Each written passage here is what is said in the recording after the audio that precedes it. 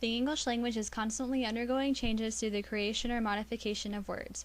As native speakers, we may or may not consider the origins of terms we use on a daily basis, and we often fail to realize the multitude of words we have created in the past few centuries. Though you probably don't consider yourself to be a lexicographer or a linguist, you may be surprised about how many recently created words you use in your daily language.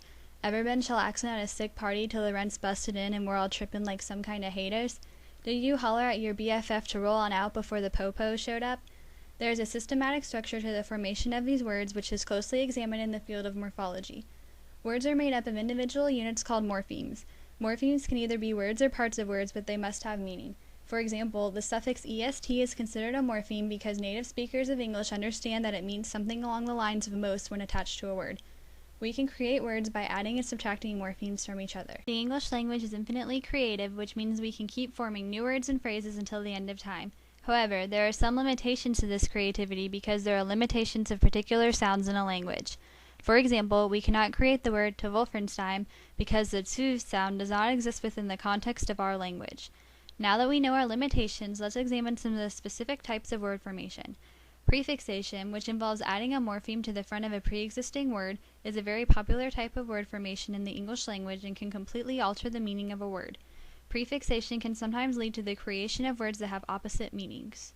Suffixation is a similar process, only it involves adding a morpheme to the end of a pre-existing word instead of to the beginning. If we take the word dude and add the morpheme et, we create the feminine version of a popular term. Infixation, though less popular than the first two examples, is also considered a legitimate process of word formation. A morpheme is placed in the middle of a word, often to add emphasis. The word abso-freaking-lutely is an example of infixation. The word freakin' is sandwiched between pieces of the word absolutely. Compounding is the pulling together of two words that can stand alone. We combine the words tooth and brush to form the word toothbrush.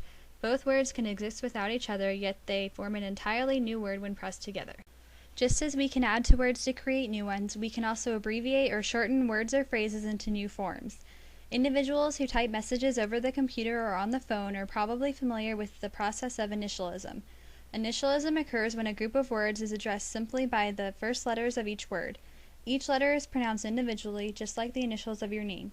If you are typing a text message, you could say, BTW, my BFF has GTG retake the SAT since she was texting in the RR when the writing section began. OMG, TMI. On the other hand, some phrases are shortened to the first letters of each word in the phrase and are pronounced not as initials but as entirely new words.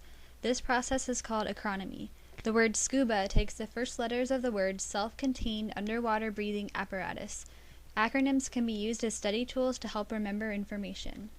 Clipping, one of the most convenient forms of word formation, occurs when parts of words are cut off to create shortened forms. When you want to make a call, you don't go rummaging through your purse for your cellular phone. You search for your cell, and people may even look at you funny if you call it by any other name.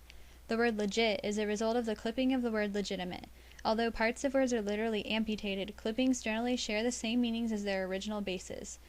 Back formation is similar to clipping yet far less common and occurs when a new word is pulled out of a pre-existing word. For example, the word edit was created from the pre-existing word editor. Just as the word farmer is used to describe someone who farms, people figured they could create the word edit to represent the action of an editor. Basically, the suffix is removed to create a new form of the original word. Blending occurs when two separate words are fused together to form a new word. The new word may include bits of two different words or a part of a word connected to a whole word. For example, the word spork is formed by a blend of spoon and fork. This incredibly useful word truly defines utensils as a family. A functional shift takes place when the meaning of a word switches lexical categories. A lexical category basically classifies a word's job in the sentence. Nouns, verbs, and adjectives are examples of lexical categories. The word email used to be a noun and it referred to the actual message itself. Now, email can be used as a verb, as in, I will email her about the homework. The word Pluto has also taken an interesting functional shift. It was originally a noun that referred to the ex-planet, and it can now be used as a verb to reflect someone who has basically had his or her title or status removed. For example, you could say, I totally Plutoed that test. I didn't even miss any questions. Although I have discussed some of the more popular types of word formation, English speakers are not limited to these processes. Some of the words in our language are even borrowed from other languages. Ever had someone ask you how to say taco in English? The word remains the same across a variety of dialects. It is important to have a creative outlook when examining the processes of language formation and change.